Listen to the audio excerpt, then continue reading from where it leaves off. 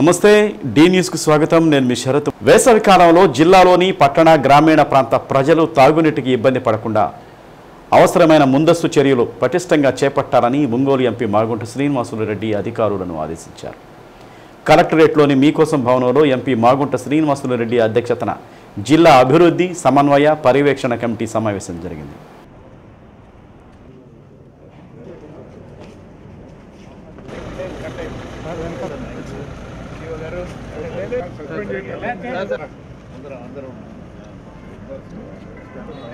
సమావేశంలో పార్లమెంటు సభ్యులు మాగుంట శ్రీనివాసులు రెడ్డి, కలెక్టర్ తమీం అన్సారియాతో కలిసి జాతీయ ఉపాధి హామీ పథకం, జలజీవన్ మిషన్ కార్యక్రమం, పిఎం సూర్యఘర్ పథకం, పిఎం గ్రామీణ సడక్ యోజన, పిఎం ఆవాస్ యోజన పథకాల కింద పేదలకు మంజూరు చేసిన గృహ నిర్మాణాల పురోగతి, అమృత్ 1, అమృత్ 2 పథకాల ద్వారా ప్రజలకు త్రాగునీటి పథకాల అమలు పురోగతిపై శాఖల వారీగా సమీక్షించి అధికారులకు దిశానిర్దేశం చేశారు. కేంద్ర ప్రభుత్వ నిధులతో జిల్లాలో చేపడుతున్న సంక్షేమ అభివృద్ధి కార్యక్రమాల అమలు పురోగతిపై ప్రతి 3 నెలలకు ఒకసారి సమీక్షించడం జరుగుతుందని ఎంపీ అన్నారు. ఈ వేసవి కాలంలో జిల్లాలోని పట్టణ గ్రామీణ ప్రాంత ప్రజలు త్రాగునీటికి ఇబ్బంది పడకుండా అవసరమైన ముందస్తు చర్యలు పటిష్టంగా చేపట్టాలన్నారు. ప్రజలతో పాటు మూగజీవాలకు కూడా త్రాగునీరు అందించే లక్ష్యంతో నిర్మించే పశువుల నీటి తొట్టెల నిర్మాణాలను నిర్దేశించిన లక్ష్యం మేరకు త్వరగా పూర్తి చేసేలా అధికారులు చర్యలు తీసుకోవాలని కోరారు.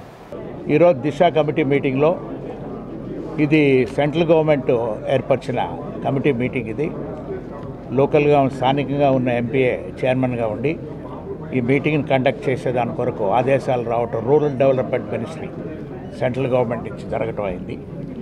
అన్ని అంశాలపైన చర్చించినప్పుడు పూర్తిగా ఏంటంటే రాబోయే వేసవి కాలంలో వాటర్ ట్యాంకర్స్తో కూడా ప్రతి ఒక్కరికి ఇబ్బంది లేకుండా గ్రామాల్లో, ముఖ్యంగా పశ్చిమ ప్రాంతంలో అక్కడ నీటి వసతి అనేది చాలా తక్కువగా ఉంటాయి కాబట్టి ఆ వాటర్ ట్యాంకర్స్తో అన్నీ కూడా వాటర్ ట్రాన్స్పోర్ట్ చేయడం, అదేవిధంగా హ్యూమన్కి ఏ విధంగా ఇస్తున్నామో క్యాటిల్ కూడా అన్నట్టుగా కూడా ఎక్కువ మంది అడుగుతున్నారు కాబట్టి ఈ పశువులకు కూడా నీరు ఇచ్చేదానికి వాటర్ ట్యాంకర్స్ ఎన్ని కావాలనేది కూడా తయారు చేయడం కూడా జరుగుతున్నాయి.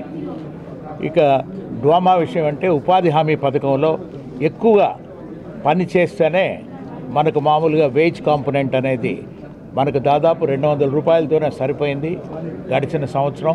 ఈ సంవత్సరం 290 రూపాయల దాకా కూడా, అంటే మ్యాక్సిమం 307 రూపాయలు అనేది కేంద్ర ప్రభుత్వం నిర్వహించింది.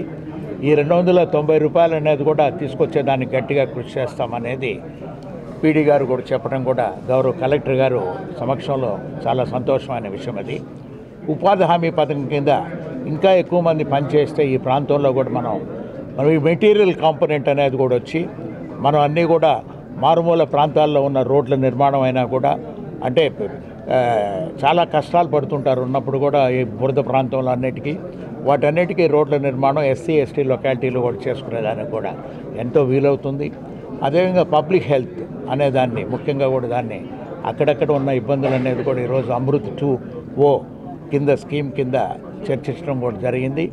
ఇట్లా ఇతర అంశాలన్నీ కూడా మాట్లాడుకొని పూర్తిగా మనకు రాబోయే రోజుల్లో వేసవి కాలం అంతా కూడా ఈ వేసవి కాలంలో కూడా చాలా జాగ్రత్తగా ప్రజలను మనం కాపాడుకోవాల్సిన అవసరం ఉంది కాబట్టి ప్రతి ఒక్కరు కూడా అందరూ కూడా ప్రజాప్రతినిధులు కూడా అందరూ కూడా ముందుకు రావాలని కోరుకుంటూ జిల్లా కలెక్టర్ తమీం అన్సారియా మాట్లాడుతూ ఈ నెల 8వ తేదీ నుండి 22వ తేదీ వరకు 15 రోజుల పాటు జిల్లా వ్యాప్తంగా 7వ పౌష్టికాహార పక్షోత్సవాలు రోజుకు ఒక కార్యక్రమంతో స్త్రీ శిశు సంక్షేమ శాఖ ఆధ్వర్యంలో నిర్వహించడం జరుగుతుందని, ఈ కార్యక్రమంలో ప్రజాప్రతినిధులు కూడా భాగస్వాములు కావాలని ఈ సందర్భంగా కలెక్టర్ ప్రజాప్రతినిధులను కోరారు. హై రిస్క్ ప్రెగ్నెన్సీ, ఉపకాయ పిల్లలు, బరువు తక్కువ పిల్లలపై ప్రత్యేక దృష్టి సారించి వారికి అవసరమైన పౌష్టికాహారం అందించడం ఈ కార్యక్రమం ముఖ్య ఉద్దేశమని జిల్లా కలెక్టర్ వివరించారు. ఈ దిశ సమావేశంలో ప్రజాప్రతినిధులు ఏ సమస్యలను అంశాలను ప్రస్తావించారో ఆయా సమస్యల పరిష్కారానికి సంబంధిత శాఖల అధికారులు ప్రత్యేక దృష్టి సారించాలని కలెక్టర్ అధికారులను ఆదేశించారు. మన జిల్లాలో ఇప్పటిదాకా దాదాపు 967 శాంపుల్ ఉన్నారు. వారందరినీ కూడా ఇప్పటిదాకా జనరల్గా రొటీన్గా ఐసిడిఎస్ డిపార్ట్మెంట్ నుంచి వారు సిడిపిఓ సూపర్వైజర్స్ వారే చూస్తుంటారు. ఇప్పుడు మన జిల్లాలో మండల్ వారీగా ఉన్న శాంపుల్ని ఐడెంటిఫై చేసి వారికి ఇంకా ఫోకస్డ్గా మనం చేయడానికి మండల్ స్పెషల్ ఆఫీసర్స్ని అడాప్టింగ్ ఆఫీసర్స్గా పెట్టి ఫోకస్డ్గా చేయడానికి ఏర్పాటు చేస్తున్నాము. అదేవిధంగా మన జిల్లాలో ఉన్న anaemic pregnant women HRP cases, high risk pregnant womens ఒక 389 కేసెస్ ఉన్నారు. వారందరినీ కూడా ప్రత్యేకంగా మనము వారి అనిమిక్ నుంచి బయటకి తీసుకురావాలి అనే ఉద్దేశంతో అడాప్టింగ్ ఆఫీసర్స్గా మండల్ లెవెల్ స్పెషల్ ఆఫీసర్స్ని పెడుతున్నాము. అదేవిధంగా మనకు అనిమిక్ అడోలెసెంట్ గర్ల్స్ మన జిల్లాలో 18,000 అనిమిక్ అడోలెసెంట్ గర్ల్స్ ఉన్నారు. సో అన్ని స్కూల్స్లో కూడా దీని రిలేటెడ్ ఒక అవగాహన కల్పించడానికి ఈ ఏప్రిల్ 8 నుంచి ఏప్రిల్ 22 దాకా వివిధ ప్రోగ్రామ్ అరేంజ్ చేస్తున్నాము. సో దాంట్లో అందరికీ కూడా వినక్తి ఏంటంటే మీరు అందరు కూడా భాగస్వామ్యం అవ్వాలని కోరుతున్నాం. ఒంగోలు నగర మేయర్ గంగారు సుజాత మాట్లాడుతూ నగరంలోని పోతురాజు కాలువ, నల్ల కాలువల్లో పూడికతీత పనులు చేపట్టాల్సిన అవసరం ఉందని కోరారు. అలాగే అమృత పథకం కింద ఒంగోలు నగరంలో చేపట్టిన పైప్ లైన్ల నిర్మాణం అసంపూర్తిగా ఉన్నాయని, వాటిని త్వరగా పూర్తి చేసేలా అధికారులు చర్యలు తీసుకోవాలని కోరారు. ఈ వాటర్ సంబంధించిందైతే అమృత 2లో కొన్ని ఏరియాస్కి కొత్త పైప్ లైన్ వేయించారు. అది సగంలోనే ఆగిపోయింది. మిగతా సగమంటే వాళ్ళు వచ్చారు, వెళ్ళారు, మళ్ళీ వస్తారని చెప్పేసి అని అన్నారు. వాళ్ళు ఇప్పటి వరకు వచ్చింది లేదు, మళ్ళీ చేసింది లేదండి. దానివల్ల ఏమవుతుందంటే మేము కనెక్షన్ ఇవ్వలేకపోతున్నాం.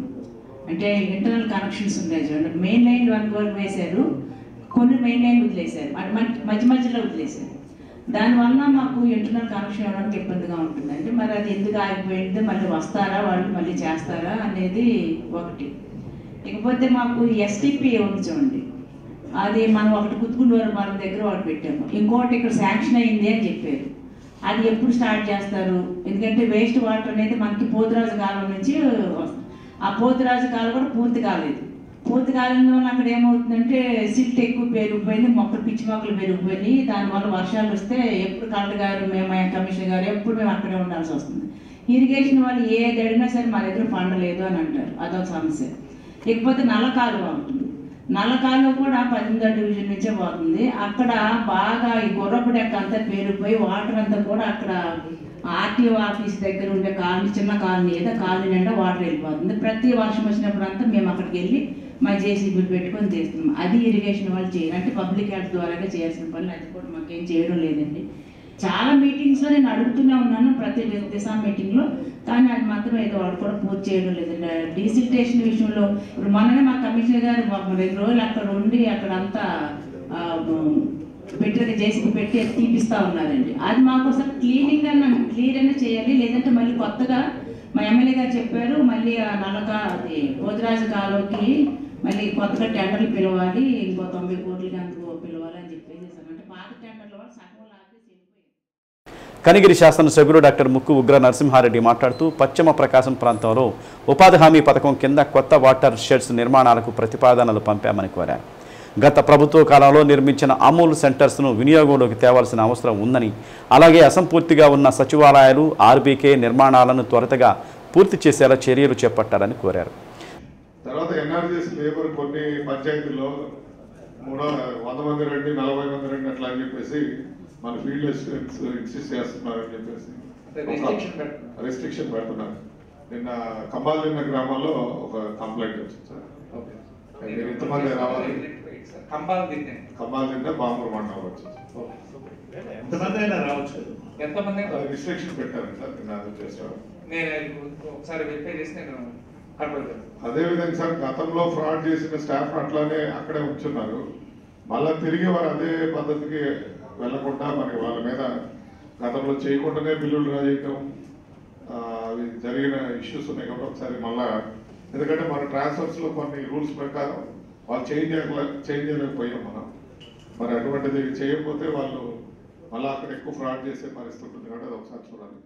అదేవిధంగా ఈ వాటర్ షెడ్ ప్రోగ్రామ్ సంతనూతలపాడు శాసనసభ్యులు బిఎన్ విజయ్ కుమార్ మాట్లాడుతూ నియోజకవర్గ ప్రజలకు త్రాగునీటి ఇబ్బంది లేకుండా అవసరమైన చర్యలు చేపట్టాలని, అమృత పథకం కింద సంతనూతలపాడు నియోజకవర్గ పరిధిలో చేపట్టే పనుల వివరాలు తెలపాలని ఆయన అధికారులను కోరారు.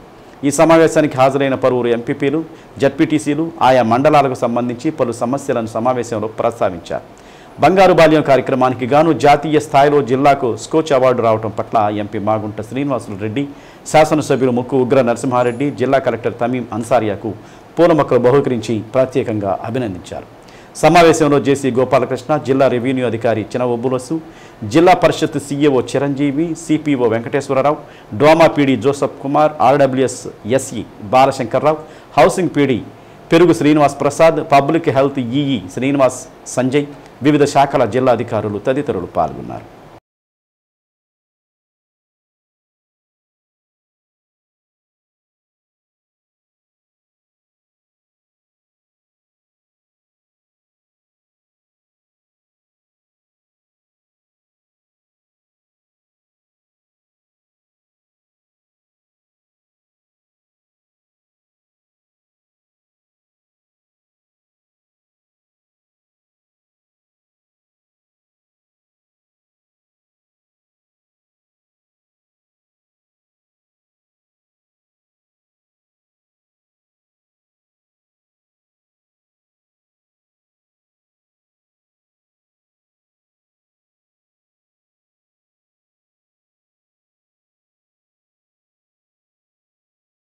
మార్కాపురం పట్టణ ప్రాంతంలో పలుచోట్ల గంజాయి విక్రయిస్తున్న వారిని, కొనుగోలు చేస్తున్న ముగ్గురిని అరెస్టు చేసి వారి వద్ద ఉన్న సుమారు 2 కేజీల గంజాయి స్వాధీనం చేసుకున్నామని డీఎస్పీ నాగరాజు తెలిపారు. డీఎస్పీ మీడియాతో మాట్లాడుతూ జిల్లా ఎస్పీ దామోదర్ మార్గనిర్దేశంలో ఇటీవల గంజాయి కదలికలపై నిఘా పెంచామని, సిఐ సుబ్బారావు చాకచక్యంగా వ్యవహరించారని, ఈ నేపథ్యంలో గంజాయి ముఠాను అరెస్టు చేశామని వారి వివరాలు వెల్లడించారు. గోపీనాథ్ అనే వ్యక్తి విశాఖపట్నం తదితర ప్రాంతాల నుండి గంజాయిని కొనుగోలు చేసి ఈ ప్రాంతంలో ఉన్న తన అనుచరులు ఇమ్రాన్, తిరుమలయ్యకు సరఫరా చేసి అమ్ముతున్నట్లు గుర్తించామన్నారు. గంజాయి వ్యవహారంలో విద్యార్థులు ఉండడం శోచనీయమని డీఎస్పీ పేర్కొన్నారు. విద్యార్థులే టార్గెట్గా చిన్న చిన్న పొట్లాలు చేసి ఎవరికీ అనుమానం రాకుండా విక్రయిస్తున్నారని వెల్లడించారు. మార్కాపురం ప్రాంతంలో కొద్ది రోజులుగా విద్యార్థులు, యువత గంజాయి మత్తుకు బానిసైనట్లు నిఘా వ్యవస్థ పోలీసుల దృష్టికి తీసుకొచ్చింది. సమావేశంలో సిఐ సుబ్బారావు, ఎస్ఐలు సైదుబాబు, రాజమోహన్, అంకమ్మరావు తదితరులు పాల్గొన్నారు. మార్కాపూర్ ప్రజలందరికీ నమస్కారం అండి. అలాగే పత్రికా విలేకరులందరికీ కూడా నమస్కారం. సో ఈ మధ్యకాలంలో మనకు వచ్చిన సమాచారం కానీ, తర్వాత మన ప్రియతమ ఎస్పీ శ్రీ దామోదర్ గారి మార్గనిర్దేశత్వంలో ఇక్కడ కొంత గాంజా అనేది ఆ వినియోగంలోకి వస్తుందనే దాని మీద చెప్పడం జరిగింది. సో ఆ ఇన్స్ట్రక్షన్సే కాకుండా మేము కూడా ఈ గాంజా వినియోగము కొంచెం లో లెవెల్లో కొన్ని దగ్గరలో కొంచెం సీక్రెట్గా జరుగుతున్నాయని చెప్పేసి సిఐ సుబ్బారావుకి మరియు ఎస్ఐలకు కూడా కొంచెం అలర్ట్ చేయడం జరిగింది. దీని మీద దాదాపు ఒక గట్టిగా 3 నెలల నుంచి కూడా మేమైతే కొంచెం గట్టిగానే ప్రయత్నం చేస్తున్నాం. రీసెంట్గా సో ఈ గంజాయి అనేది ఒక చిన్న చిన్న పొట్లాల కింద కట్టి కొంతమంది పనిచేసే వాళ్ళకి కానీ కొన్ని వర్గాల పిల్లలకి దీన్ని అలవాటు చేసి, సో ఆ తర్వాత దాన్ని చిన్న చిన్న పొట్లాల కింద దూర ప్రాంతాల నుంచి తీసుకొచ్చి అమ్మి సొమ్ము చేసుకుంటామని తెలిసింది. దాని మీద మంచి సమాచారం తీసుకుని మన సిఐ గారి సుబ్బారావు గారి ఆధ్వర్యంలో నిన్న పట్టుకోవటం జరిగింది. దాంట్లో గోపీనాథ్ అని వాడు మెయిన్ అతను తీసుకొస్తాడు, సరుకు తీసుకొస్తాడు, మాల్ అంటారు అది. తీసుకొచ్చుకొని అతను తిరుమలయ్య మరియు ఇమ్రాన్ అనే వ్యక్తులకి అది డెలివరీ చేసి, దాని తర్వాత కూడా మళ్ళీ ఇంకొక స్టెప్ కూడా ఉంటుంది. ఆ తర్వాత కన్జ్యూమర్కి అవి పంచే క్రమంలో పట్టుకున్నారు వాళ్ళు. ఈ ముగ్గురిని కూడా అరెస్ట్ చేసి సుమారు ఒక 2 కేజీల గంజాయిని వాళ్ళ దగ్గర నుంచి స్వాధీనం చేసుకోవడం జరిగింది. ఈ దర్యాప్తులో ఈ కేసుని దర్యాప్తు పోయే క్రమంలో చాలామంది దీంట్లో ఈ గంజాయికి అలవాటు పడి ఆ కుటుంబాలను సైతం వాళ్ళ ఆరోగ్యాన్ని సైతం నాశనం చేసుకుంటారని తెలుస్తుంది. కొంతకాలంగా ఇది చాప కింద నీరులాగా కొంచెం అలవాటు పడి ఈ విధంగా వాళ్లే కాకుండా ఇంకా కొత్త పిల్లలు కూడా చెడగొట్టేదానికి చేస్తున్నారు. తర్వాత దీనికి సంబంధించి మెయిన్ పర్సన్ ఎవరైతే గంజాయి వీళ్ళకి సప్లై అవుతుందో, అట్లాగే ఎంత దూరం వీళ్ళు కన్జ్యూమ్ చేస్తున్నారో, ఎంతమందిని వీళ్ళు విస్తరించారనేది మేము గట్టిగా కాన్సన్ట్రేట్ చేసాం. మా ఎస్పీ గారి ఉత్తర్వుల మేరకు ఈ మొత్తం కూడా ఈ మెనాన్స్ని మొత్తం కూడా కూకటవేళ్లతో సహా ఈ మార్కాపూర్లో పెకలియాలని మాత్రం గట్టిగా నిర్ణయించుకున్నాం. సో దీని విషయంలో కన్జ్యూమర్ని కూడా ఏదో కన్జ్యూమర్ కదా మేమేదో వాడుకున్నాం అనుకుని కూడా వాళ్ళని కూడా క్షమించే ప్రసక్తే లేదు. ఎవరైతే గంజాయి ముట్టుకున్నారో వాళ్ళందరూ కూడా ఈ కేసులో ఖచ్చితంగా అరెస్ట్ అవుతారు. వాళ్ళ పేర్లు కూడా కొన్ని వరకు ఉన్నాయి, ఇంకా కొత్త పేర్లు కూడా వస్తున్నాయి. సో ఎవరైనా కానీ గంజాయి అనేది ముట్టుకుంటే మాత్రం ఈసారి పోలీసుల నుంచి తప్పుకోలేరని సో ఆల్రెడీ ఈ కేసు ద్వారా తెలియజేస్తున్నాను. అట్లాగే దీనికి ఇంకా కొంత ఇన్ఫర్మేషన్ కూడా మా దగ్గర ఉంది. సో త్వరలో ఇంకా కొంతమందిని కూడా అరెస్ట్ చేయడం కూడా జరుగుతుంది.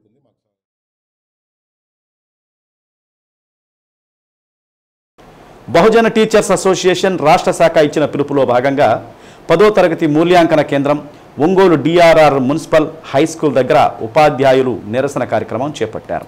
బహుజన టీచర్స్ అసోసియేషన్ రాష్ట్ర శాఖ ఇచ్చిన పిలుపులో భాగంగా 10వ తరగతి మూల్యాంకన కేంద్రం Ongole DRRM municipal high school దగ్గర ఉపాధ్యాయులు నిరసన కార్యక్రమం చేపట్టారు. నిరసన కార్యక్రమానికి జిల్లా కార్యనిర్వాహక అధ్యక్షులు కర్ర దేవసహాయం అధ్యక్షత వహించారు. రాష్ట్ర ప్రభుత్వం ప్రస్తుతం ప్రకటించిన ఉపాధ్యాయుల సీనియారిటీ జాబితా కేవలం మెరిట్ ఆధారంగా తయారు చేయబడిందని, ఈ విధానం రాజ్యాంగ మూల సూత్రాలకు జీవోఎంఎస్ నెంబర్ 65, జీవోఎంఎస్ నెంబర్ 90లకు విరుద్ధమని బీటీఏ రాష్ట్ర అసోసియేషన్ అధ్యక్షులు పర్రే వెంకట్రావు అన్నారు.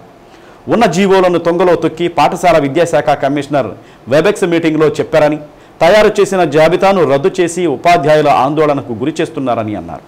పై తెలిపిన జీవోల ప్రకారం మెరిట్ కమ్ రోస్టర్ విధానం అమలు చేపట్టినట్లయితే ఎస్సీ, ఎస్టీ, బీసీ, మైనారిటీ అన్ని వర్గాల మహిళలకు సామాజిక న్యాయం లభిస్తుందని, ఈ విధానం గత 25 సంవత్సరాల నుండి కొనసాగుతుందని, ఇప్పుడు కేవలం కమిషనర్ నోటి మాటతో రద్దు చేయడం ఆశ్చర్యం కలిగిస్తుందని ఆవేదన వ్యక్తం చేశారు. తక్షణమే జాబితాలు రద్దు చేసి మెరిట్ కమ్ రోస్టర్ విధానంలో జాబితాలు తయారు చేసిన తర్వాతే పదోన్నతులు కల్పించాలని డిమాండ్ చేశారు. కార్యక్రమంలో జిల్లా ప్రధాన కార్యదర్శి ఏల్సూరి మాధవరావు మాట్లాడుతూ, బీటీఏ పోరాటాల ద్వారా సాధించుకున్న మెరిట్ కమ్ రోస్టర్ విధానాన్ని తూట్లు పడటం రాజ్యాంగ విరుద్ధమని, రాష్ట్ర శాఖ ప్రకటించిన దశలవారీ పోరాటాల్లో భాగంగా జిల్లా కేంద్రమైన ఒంగోలు 10th స్పాట్ దగ్గర నిరసన తెలియజేయడం జరుగుతుందని చెప్పారు. సమస్య పరిష్కారం అయ్యేంత వరకు పోరాటం చేస్తామని అన్నారు. కార్యక్రమంలో జిల్లా నాయకులు పారాబత్తిన నాగేశ్వరరావు, పల్లె తిరుపతి స్వామి, నూకతోటి కుమారస్వామి, గాలిమోటు భాస్కర్రావు, చక్కా కోటేశ్వరరావు, హనుమంతరావు, లఖంతోటి డేవిడ్ రాజు, రెబ్బవరపు మనోహర్రావు, పాలిపోగి వెంకట్రావు, బొంతా కళ్యాణ్, ఎం పాపారావు, నన్నేసాని భాస్కర్రావు, చక్కా రంగారావు తదితరులు పాల్గొన్నారు. 25 సంవత్సరాల నుండి మెరిట్ కమ్ రోస్టర్ విధానం అమలు చేస్తూ ఈ ఎస్సీ, ఎస్టీ, బీసీ, మైనారిటీ మహిళా వర్గాలకు న్యాయం చేస్తున్నటువంటి సామాజిక న్యాయ సూత్రానికి అనుగుణంగా ఉన్నటువంటి ఈ జీవోను రద్దుపరచకుండా ఆయన ఓరల్ ఇన్స్ట్రక్షన్ తోటి ఈ విధంగా లిస్టులను ఎలా రద్దు చేయగలరు, ఎలా అమలు చేయగలరు ఈ విధంగా అని చెప్పి తెలియజేస్తున్నాము. మరి కమిషనర్ గారు చాలా మొండి వైఖరితోటి ఇది కేవలం ఆ జీవోలు మీకు డిఎస్సి నియామకాలకు మాత్రం పనికొస్తాయి, పదోన్నతులకు వర్తించదని జీవోలకు వక్ర భాష్యం చెప్తూ ఈరోజు లిస్టులన్నీ కూడా గందరగోళ పరిస్థితి చేయబడింది. దీనివల్ల ఎస్సీ, ఎస్టీ, బీసీ, మైనారిటీ ఉపాధ్యాయులు మహిళలు జాబితాలో పూర్తిగా వెనక వైపుకి వచ్చేసారు. గతంలో 4-5 ప్లేసుల్లో ఉన్నవాళ్ళు ఇప్పుడు 100 స్థానాలకి వెళ్ళడం జరిగింది. ఈ విషయంపై బహుజన టీచర్స్ అసోసియేషన్గా మేము రాష్ట్ర అధికారులతో చర్చించడం జరిగింది. జాబితాలు సవరిస్తామన్నారు, కానీ ఈ రోజు కూడా సవరించలేదు. అనివార్య పరిస్థితుల్లో రాష్ట్ర వ్యాప్తంగా అన్ని జిల్లాల్లో కూడా నిన్న ఈరోజు స్పాట్ కేంద్రాల వద్ద నిరసన తెలియజేస్తా ఉన్నాము. అదేవిధంగా 10, 11, 12 తేదీల్లో అందరూ ప్రజాప్రతినిధులకి, ఎమ్మెల్యేలకు, మంత్రులకు విజ్ఞాపనలు చేస్తాము. ఈ నెల 17వ తేదీ జిల్లా వ్యాప్తంగా అన్ని జిల్లా కేంద్రాల్లో కలెక్టర్ల దగ్గర నిరసన తెలియజేస్తా ఉన్నాము. ఈ నెల 25వ తేదీ కమిషనరేట్ ముట్టడి కూడా కార్యక్రమం పిలుపునివ్వడం జరిగింది. ఈ దశల వారి పోరాటంలో ఈ బహుజన ఉపాధ్యాయులకు న్యాయం జరిగే వరకు మేము పోరాటం చేస్తామని చెప్పి అధికారులు ఎక్కడైనా వాళ్ళ వైఖరిని మార్చుకొని, వాళ్ళ విధానాన్ని మార్చుకొని ఈ బహుజన ఉపాధ్యాయులందరికీ న్యాయం చేయాలని చెప్పి బహుజన టీచర్స్ అసోసియేషన్ తరఫున మేము డిమాండ్ చేస్తా ఉన్నాము. మెరిట్ కమ్ రోస్టర్ విధానంలో రూపొందించబడి ఉంది. జీవో నెంబరు 90 ప్రకారము ఈ మెరిట్ కమ్ రోస్టర్ విధానాన్ని అమలు చేస్తూ ఉన్నాయి. కానీ ఇప్పుడున్నటువంటి ప్రభుత్వాలు, కమిషనర్ గారు కేవలం ఓరల్ ఇన్స్ట్రక్షన్స్ ద్వారా, కేవలం మాటల ద్వారా మాత్రమే విబిక్స్ మీటింగ్లలో డిఈఓలకి ఇన్స్ట్రక్షన్స్ ఇచ్చి మీరు కేవలం మెరిట్ ప్రాతిపదిక మీద మాత్రమే సీనియర్ లిస్టులు రూపొందించమని చెప్పడం జరిగింది. ఈ విధానం ద్వారా ఎస్సీ, ఎస్టీ, బీసీలు అలాగే అన్ని వర్గాల మహిళలు తీవ్రంగా నష్టపోయేటువంటి పరిస్థితి ఉంది. కాబట్టి ఈ విధానాన్ని రద్దు చేసి వాటి స్థానంలో మెరిట్ కమ్ రోస్టర్ విధానాన్ని అమలుపరిచి మళ్ళీ నూతన సీనియర్ లిస్టుగా రూపొందించకపోతే ఈ ఉద్యమాన్ని తీవ్రతరం చేస్తామని మేము బహుజన టీచర్స్ అసోసియేషన్ ద్వారా తెలియజేస్తూ ఉన్నాము. ఒంగోలు నగరంలో ట్రాఫిక్ రద్దీని తగ్గించే పశ్చిమ బైపాస్ రోడ్డు నిర్మాణంపై దృష్టి పెట్టినట్లు పార్లమెంటు సభ్యులు మాగుంట శ్రీనివాసులు రెడ్డి చెప్పారు. దీని ప్రతిపాదనలపై కలెక్టర్ తమీం అన్సారియాతో కలిసి ప్రకాశం భవనంలో సంబంధిత అధికారులతో ఆయన సమీక్షించారు. నగరంలో ట్రాఫిక్ రద్దీ ప్రమాదాలకు తగ్గించడంతో పాటు గ్రానైట్ రవాణా చేసే వాహనాలను నగరం వెలుపల నుండి పండించేలా త్రోవగుంట నుండి పెళ్లూరు వరకు పశ్చిమ వైపున బైపాస్ రోడ్డు నిర్మించాల్సిన అవసరం ఉందన్నారు. ఈ అంశాలతో పాటు భవిష్యత్తు అవసరాలను కూడా దృష్టిలో పెట్టుకుని ప్రతిపాదనలను రూపొందించాలని అధికారులకు ఆయన సూచించారు. అందుకోసమే ప్రాథమికంగా ఈ సమావేశం ఏర్పాటు చేసినట్లు చెప్పారు. ఈ ఏడాది పనులు ప్రారంభించేలా ప్రత్యేక దృష్టి సారించాలని అధికారులకు ఎంపీ మాగుంట సూచించారు. సంబంధిత శాసనసభ్యులు అందరినీ సంప్రదించి తుది నిర్ణయం తీసుకుంటామని పేర్కొన్నారు. దీనిపై అధికారులు స్పందిస్తూ నిర్మాణ వ్యయం, సామాజిక పర్యావరణ, ఇంజనీరింగ్ తదితర అంశాలను పరిగణలోకి తీసుకుని ప్రతిపాదనలను రూపొందిస్తున్నామని చెప్పారు. సమావేశంలో సంతనోతులపాడు కనిగిరి శాసనసభ్యులు B N Vijayakumar, Mukku Ugra Narasimhareddy, joint collector R Gopalakrishna, mayor Gangada Sujatha, ZP CEO Chiranjeevi, DPO Venkatanarayanudu, RNBSC Balashankarrao, Ongole municipal commissioner Venkateswararao, Panchayatiraj, జాతీయ రహదారుల ప్రాధికార సంస్థ అధికారులు పాల్గొన్నారు.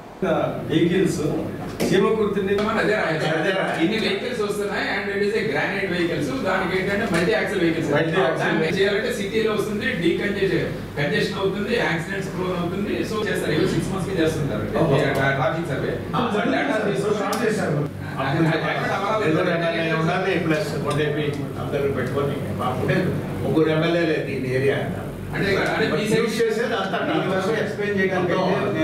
కొంచెం దీన్ని కాన్సన్ట్రేట్ చేయండి. 20,000 ప్రయారిటీ పెట్టుకోండి. Thank you sir.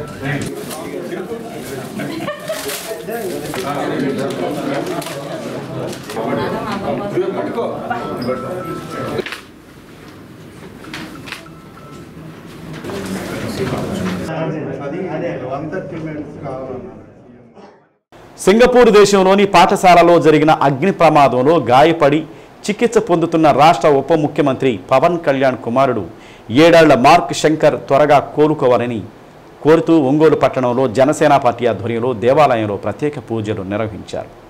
Janasena party ఆధ్వర్యంలో మంగమ్మ కళాశాల వద్ద ఉన్న అభయాంజనేయ స్వామి దేవాలయంలో జరిగిన పూజా కార్యక్రమంలో జనసేన పార్టీ నాయకులు, కార్యకర్తలు, వీర మహిళలు పాల్గొని చిరంజీవి మార్క్ శంకర్ గాయాలు త్వరగా కోలుకోవాలని ఆకాంక్షిస్తూ దేవాలయం ఎదుట కొబ్బరికాయలు కొట్టి ప్రత్యేక పూజలు చేశారు. జనసేన పార్టీ నాయకులు కంది రవిశంకర్ మాట్లాడుతూ సింగపూర్లోని ఓ పాఠశాలలో జరిగిన అగ్ని ప్రమాదంలో పవన్ కళ్యాణ్ కుమారుడు మార్క్ శంకర్ గాయపడ్డారని అన్నారు.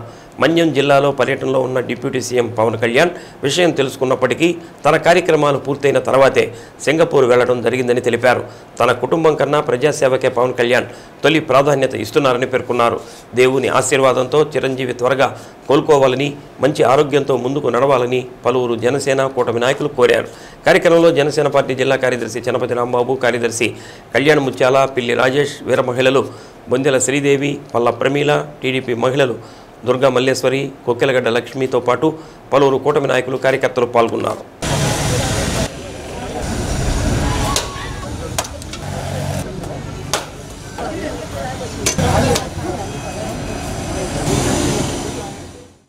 నిన్న సింగపూర్లో పవన్ కళ్యాణ్ గారి చిన్న కుమారుడు మార్క్ శంకర్ విద్యా దానికి వెళ్ళినప్పుడు, ఒక సంస్థలో జరిగిన అగ్ని ప్రమాదం వలన కొన్ని ప్రాబ్లం వచ్చి అబ్బాయికి చిన్న గాయాలు తగిలి బాగా శ్వాస ఆడక కొంచెం ఇబ్బంది పడ్డాడు. అలాంటి సందర్భంగా మా అందరు కర్తవ్యంగా మేమందరం మా బాధ్యతగా ఆ అబ్బాయికి బాగుండాలని చెప్పి మా అందరం వీర మహిళలు, కార్యకర్తలు అందరూ ప్రతి ఒక్కరం వచ్చి, జన సైనికులు మేమందరం వచ్చి అందరూ భగవంతుడిని ఆంజనేయ స్వామి దగ్గర ఈరోజు ఆ బిడ్డకి బాగుండాలని చెప్పి, నెక్స్ట్ పవన్ కళ్యాణ్ గారికి మంచి జరగాలని చెప్పి ఆ మనోధైర్యం కల్పించాలని చెప్పి ఆ దేవుడిని అందరం ప్రార్థించామండి. చాలా ఆనందంగా ఉంది. ప్రతి ఒక్కళ్ళు మీ అందరూ ఆశీస్సులు ఆ బిడ్డకు ఉండాలని చెప్పి కోరుకుంటూ, పవన్ కళ్యాణ్ గారి తనయుడు మార్క్ శంకర్ గారి నిన్న ప్రమాదం జరగడంతో ఈరోజు ఒంగోలు, ప్రకాశం జిల్లా ఒంగోలులోని జనసేన పార్టీ ఆధ్వర్యంలో వీరాంజనేయ స్వామి గుళ్ళో వారికి పూజా కార్యక్రమాలు 101 టెంకాయ కొట్టి తెలియజేయడం జరిగింది. దీనికి ఆ భగవంతుని కోరుకుంటూ మరెన్నో మా పవన్ కళ్యాణ్ గారు విజయం సాధిస్తూ, అలాగే మా మార్క్ శంకర్ గారు అతిగా తొందరగా కోలుకొని మళ్ళీ మా ఇండియా రావాలని కోరుకుంటూ జై జనసేన. జనసేన పార్టీ అధినేత పవన్ కళ్యాణ్ గారు ఎన్నో సేవా కార్యక్రమాలతోటి ఎంతోమందికి మేలు కల్పించే ఆయన చిన్న కుమారుడు మార్క్ శంకర్కి నిన్న ప్రమాదవశాత్తు చిన్న గాయాలు జరగడం చాలా బాధేసిన విషయం. ఆ అబ్బాయికి త్వరగా కోలుకోవాలని ఈరోజు ఆంజనేయ స్వామి గుడి దగ్గరికి వచ్చి పూజా కార్యక్రమాలు చేయడం జరుగుతుంది. ఆ బాబు త్వరగా కోలుకొని పవన్ కళ్యాణ్ గారి మొహంలో చిరునవ్వు కోసం మేమెంతో ఎదురు చూస్తున్నాం. ఆ బాబు త్వరగా కోలుకోవాలని ఆ దేవదేవుడిని మనస్ఫూర్తిగా కోరుకుంటూ జనసేన పార్టీ అధ్యక్షులు ఆంధ్రప్రదేశ్ ఉప ముఖ్యమంత్రి వర్యులైన పవన్ కళ్యాణ్ గారి కుమారుడిని అయిన మార్క్ శంకర్ పవనోవిచ్ గారు త్వరగా కోలుకోవాలని, వారి కళ్యాణ్ గారికి కానీ వారి కుటుంబ సభ్యులకు కానీ ఆ దేవుడి ఆశీస్సులు ఉండి ఇంకా ఉన్నతమైన శిఖరాలు కళ్యాణ్ గారు అధిరోహించాలని, వారికి కూడా అన్ని రానున్న రోజుల్లో మంచి జరగాలని, పవనోవిచ్ గారు కూడా త్వరగా కోలుకొని ఆ కుటుంబ సభ్యులు సంతోషంగా ఉండాలని. ఒంగోలు పార్లమెంటు నియోజకవర్గ పరిధిలో ఉన్న ఎంపీ మాగుంట శ్రీనివాసులు రెడ్డిని రామ్నగర్లోని ఎంపీ మాగుంట కార్యాలయంలో నాయకులు కార్యకర్తలు మర్యాదపూర్వకంగా కలిసి పుష్పగుచ్చాలు అందజేసి శుభాకాంక్షలు తెలియజేశారు.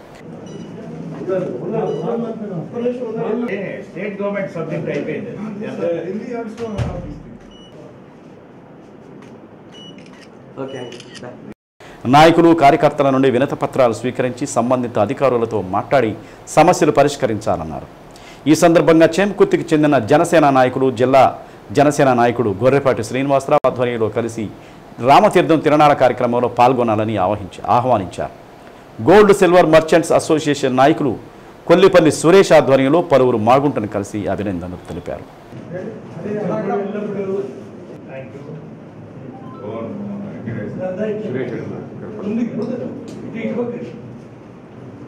సురేష్ అన్న కొద్దిగా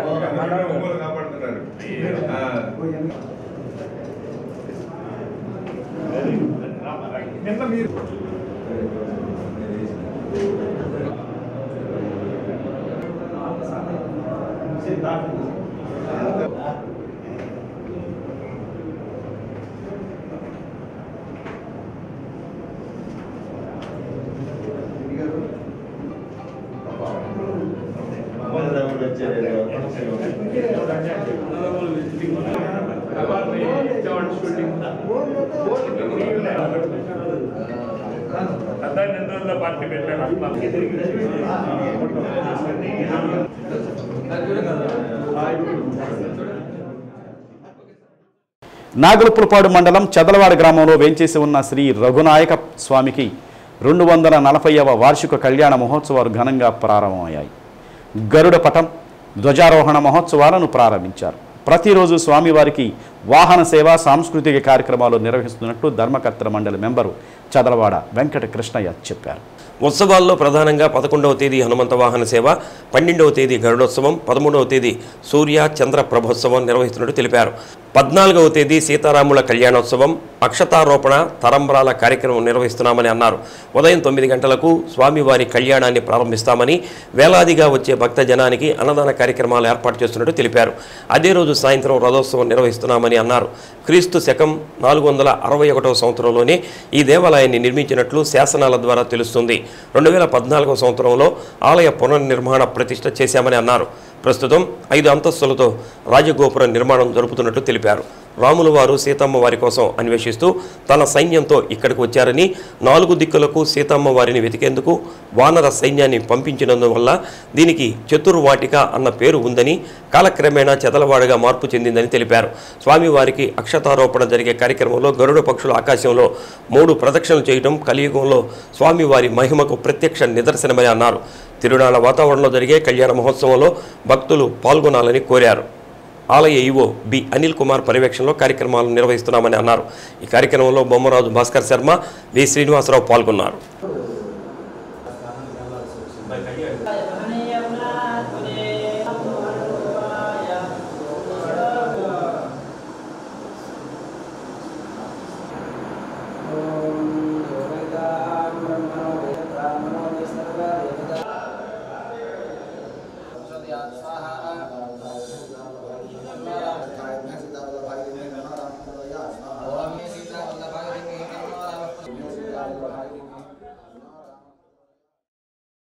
శ్రీ రఘునాయక స్వామి దేవస్థానం 461వ సంవత్సరంలో నిర్మించబడినట్లుగా ఆధారాలు ఉన్నవి. ఈ దేవస్థానం ఒకప్పుడు 300 వైష్ణవులు ఉన్నటువంటి సేవ చేసినటువంటి దేవస్థానము. ఇక్కడ అంగరంగ వైభవంగా 13 బస్తాల రోజుకి ఆ రోజుల్లో వంట జరిగేటటువంటిది ఒక ఆధారాలు ఉన్నవి. ఈ దేవస్థానాన్ని ఎర్రాప్రగడ ఇక్కడే ఉండి భారతంలోని కొరవపరాలు రచించాడు. ఈ దేవస్థానం అగస్త్య మహామనిషి ప్రతిష్ఠించినట్టుగా తెలియచున్నది. ఈ దేవస్థానము ఇంతవరకు కూడా ఎప్పుడూ కూడా బ్రహ్మోత్సవాలు అనేవి ఆగేరగవు. ఈ బ్రహ్మోత్సవాల్లో కళ్యాణం జరిగేటప్పుడు గరుడ పక్షి వచ్చి ప్రదర్శనం చేస్తుంది. ఎంత గొప్ప గొప్ప క్షేత్రాల్లో కూడా రానటువంటి గొప్ప విశేషం అది ఈ దేవస్థానం యొక్క ప్రత్యేకత. ఈ దేవస్థానంలో గరుడ గుడ్డు కొట్టేటప్పుడు గరుడ ప్రసాదం అని ఇస్తారు సంతానం లేని వారికి. ఆ గరుడ ప్రసాదం తీసుకున్నటువంటి వాళ్ళు అందరూ సంతానం కలిగినట్టుగా ఎన్నో ఆధారాలు మా ఊళ్ళోనే అట్లా పుట్టినటువంటి బిడ్డలు ఉన్నారు. చుట్టుపక్కల గ్రామాల్లో వాళ్ళు కూడా పుట్టినటువంటి పిల్లకాయలు ఉన్నారు. ఈ దేవస్థానము 2014 సంవత్సరంలో పునర్నిర్మాణం చేసి చిన్నజీర స్వామివారి యొక్క స్వహస్తములతో దీన్ని ప్రతిష్ఠించాము. చదలవాడ వార్షికంగా జరిగేటువంటి ఈ కళ్యాణ మహోత్సవంలో హనుమత్ వాహనానికి మా కుటుంబం ఇక్కడ ఆనవాయితీగా పెద్దవారి పూర్వీకుల నుండి కూడా మాకు ఈ ఉత్సవ ఉభయదాతలుగా మేము జరుపుతూ ఉన్నాము. 11వ తారీఖు జరిగేటువంటి ఈ ఉభయదాత మా పెద్దన్నయ్య గారు మా కుటుంబ పెద్ద కాబట్టి వారు వచ్చి చేస్తారు. నెక్స్ట్ డే అంటే 12వ తారీఖు గరుడ సేవ ఉంటుంది. ఆ గరుడ సేవ మద్రాలపాడు వాళ్ళు చేస్తారు. ఆ పక్క రోజు అంటే 13వ తారీఖు రాత్రి ఏనుగు ఉత్సవం ఉంటుంది.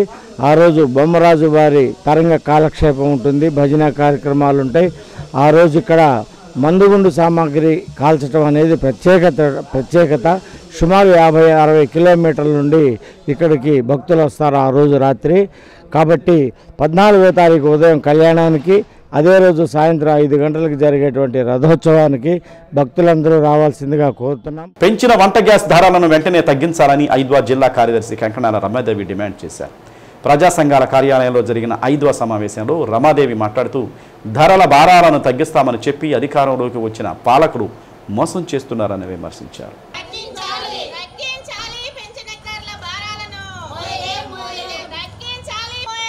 పెంచిన గ్యాస్ ధరలను వెంటనే ఉపసంహరించుకోవాలని అన్నారు.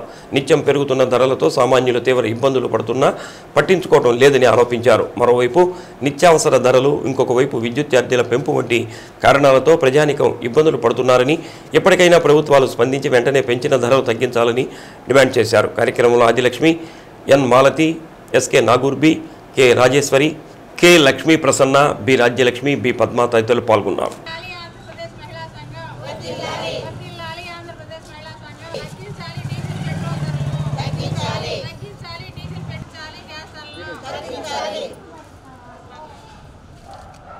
వంట గ్యాస్ సిలిండరు 50 రూపాయలు పెంచుతూ అర్ధరాత్రి నుంచి నిర్ణయం తీసుకుంది. ఈరోజు వంట గ్యాస్ మీద 50 రూపాయలు, అదేవిధంగా పెట్రోల్ డీజిల్ మీద 2 రూపాయలు పెంచి అర్ధరాత్రి నుంచే అమల్లో చేసే విధమైనటువంటి చర్యలకు ఈరోజు మోడీ ప్రభుత్వం పూనుకుంది. ఇది చాలా సిగ్గుచేటైన విషయం.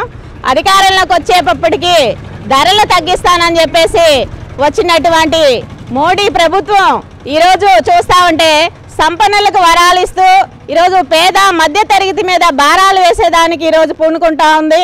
ఈ మోడీ మూడోసారి అధికారంలోకి వచ్చిన తర్వాత ఇది చాలా విపరీతంగా పెరుగుతున్నటువంటి పరిస్థితి మనకు కనిపిస్తూ ఉంది.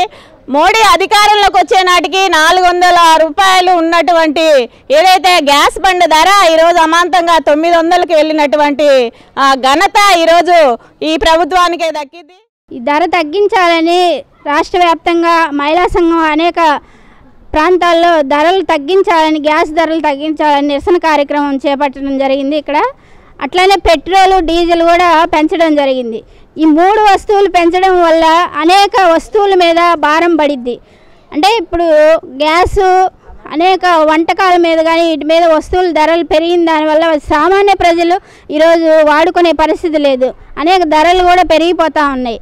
అంటే పెట్రోలు, డీజిల్, అనేక రవాణా ఛార్జెస్ పెరుగుతూ ఉన్నాయి. ఈ వస్తువుల మీద అనేక భారాలు పడుతూ ఉంటాయి. అట్లనే జిఎస్టీ ఇవన్నీ ఉన్నాయి. కానీ అదనంగా ఈ పెట్రోల్, డీజిల్ అన్ని చోట్ల తగ్గిస్తున్నారు. కానీ ఇక్కడ మన భారతదేశంలో పెంచుతూ ఉన్నారు. చేమకుర్తి మండలం రామతీర్థం గంగ జాతర సందర్భంగా వైసీపీ తరపున నిర్మించిన ప్రభా తడికను బుధవారం రామతీర్థం తరలించారు. Zilla Praja Parishad chairman Buchepalli Venkayamma, Darsi MLA Buchepalli Sivaprasad Reddy YCP శ్రేణులను ఉత్సాహపరిచారు. భారీ ఊరేగింపు, మేళతాళాలు, విచిత్ర వేషధారణల మధ్య మనోహరంగా ఊరేగింపుగా ప్రభను తరలించారు.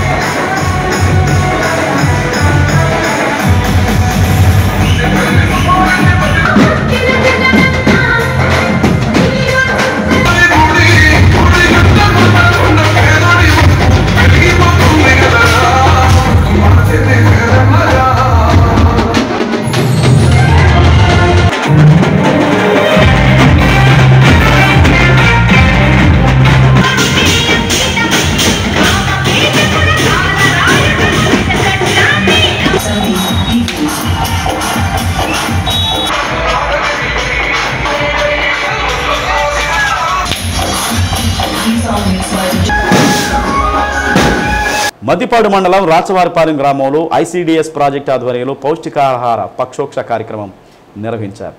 ఈ సందర్భంగా ప్రాజెక్టు సిడిపిఓ ఇవాంజలిన్ అంగన్వాడీ కేంద్రాలను సందర్శించారు. చిన్నారుల తల్లిదండ్రులకు పోషక విలువలు కలిగిన ఆహార పదార్థాల గురించి వివరించారు.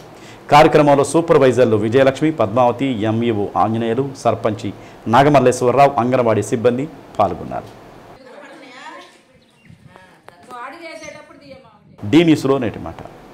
ప్రతి అవకాశంలోనూ కొన్ని ఆటంకాలు ఉంటాయి. ప్రతి ఆటంకం వెనక కొన్ని అవకాశాలు ఉంటాయి. నువ్వు దేనిని చూస్తావన్నదే ముఖ్యం.